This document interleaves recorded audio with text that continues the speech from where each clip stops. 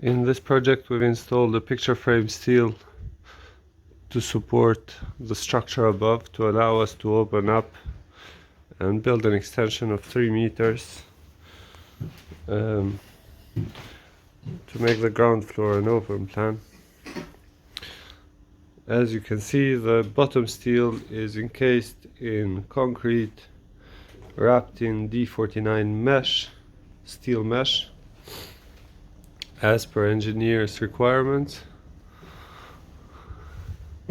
We have dry packed and slated the section where the steel meets the existing wall and the joists. For this project we've used the Propel support system. It's the first time we're using it, but what it does is we've used the 1.8 meter long ones. It gives us more room to put the steel in place.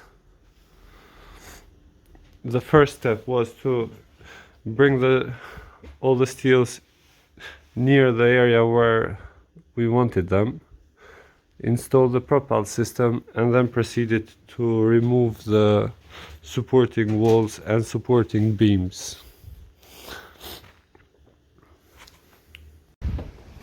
So you can see the Propel needles going through the wall. They're a brick thick, they're pretty good and clean if you have access to the first floor, and it doesn't make a difference in terms of the mess. This is what they look like on the first floor.